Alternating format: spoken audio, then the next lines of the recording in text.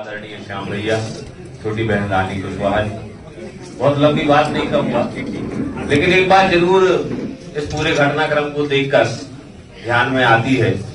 कि समय और भाग्य की जब प्रबलता होती है तो उसके परिणाम किस प्रकार आते हैं, उसका साक्षात उदाहरण दोनों लोग। क्या बात है। आप कितनी भी मेहनत कर लो, कितना भी परिश्रम कर लो, लेकिन जब आपके मेहनत का परिणाम फल में बदलने का समय नहीं आएगा तब तक आपको फल प्राप्त नहीं हो पाएगा। इसका साक्षात उदाहरण श्याम भैया लगातार 20 साल से सागर जिले की राजनीति, चाहे वह युवा मोर्चा की हो, चाहे वह विद्यार्थी परिषद की हो, चाहे वरिष्ठ भारतीय जनता पार्टी की हो, लगातार संघर्ष करते रहे। अपनी बात पार्टी के फोरम पर विनम्रता से रखते रहे, कभी जिलाध्यक्ष के प्रति, कभी महापौर के प्रति, लेकिन वास्तव में जब समय आता है घटनाक्रम ऐसे बनते हैं कि एक जिला 2 जिलों में बंट जाता है और जातिगत समीकरण जिनके बारे में चिंतन करना हर राजनीतिक दल की मजबूरी होती है, उन राजनीतिक जातिगत समीकरणों में फिर स्वतः जब नाम निकलकर सामने आता है फिर उस पर सभी लोगों की सहमति बनती है और वह सहमति का नाम श्याम तिवारी।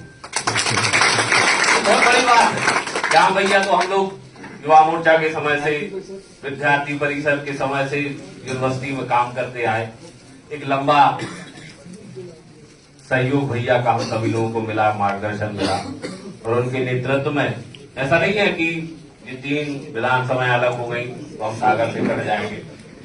लेकिन यहाँ पर लगातार आपका हमें सहयोग और हमारा सहयोग आपके प्रति रहेगा। और बात जब आती है रानी कुशवाहा जी की तो निश्चित रूप से मैंने कहा भाग्य की प्रबलता जब होती है तो उसका परिणाम हमारी रानी बहन है। युवावस्था में जिला पंचायत सदस्य का चुनाव भारतीय जनता पार्टी ने ही उन्हें अपने घर से उठाकर लड़वाया था और भारतीय जनता पार्टी के तमगे पर ही जिला पंचायत सदस्य का चुनाव उन्होंने लड़ा और बहुत शानदार मतों से उन्होंने वह चुनाव जीता था। महिला मोर्चा की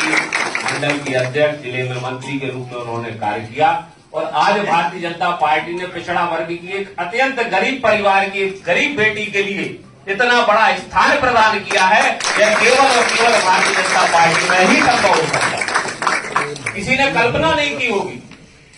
कोई सोच नहीं सकता। साधन संसाधन वाले लोग अक्सर पटलों पर दिखाई करते हैं, फ्रंट लाइन पर दिखाई जाते हैं, लेकिन अंत्योदय जो हमारा ध्येय है, जो हमारा लक्ष्य है, जो हमारा मूल वाक्य है, उसको चरितार्थ करते हुए यह दोनों जीवंत उदाहरण भारतीय जनता पार्टी ने हमारे सामने। दोनों ही लोगों के लिए बहुत बहुत शुभकामनाएं दूंगा, बहुत बहुत बधाई दूंगा। समस्त वरिष्ठ जनों का जिन्होंने इन दोनों ही निर्णयों में अपनी सहमति प्रदान की, अपनी अनुशंसा प्रदान की, उन वरिष्ठ नेतृत्व का मैं हृदय से बहुत बहुत आभार व्यक्त करता हूं और आप सभी भारतीय जनता पार्टी के कार्यकर्ताओं से निवेदन करूंगा कि जैसा कि आदरणीय शैलेंद्र भैया कह रहे थे, हमारे दोनों ही जिलाध्यक्षों के पास बहुत ज्यादा संसाधन नहीं है, तो ऐसा नहीं है कि हम उन्हें उन्हीं के उस पर छोड़ दें कि अब आप जानो आप तो जिलाध्यक्ष बन गए। ये हम सभी का दायित्व बनता है, चाहे वह ग्रामीण के हो, चाहे वह शहर के हो, जैसा हमारा नया नामांकन हुआ है। हम सभी का दायित्व बनता है कि उनका तन मन धन से हम सहयोग करते हुए भारतीय जनता पार्टी को बूथ स्तर तक मजबूत करने का काम करें। आप सभी लोगों का हृदय से बहुत बहुत आभार।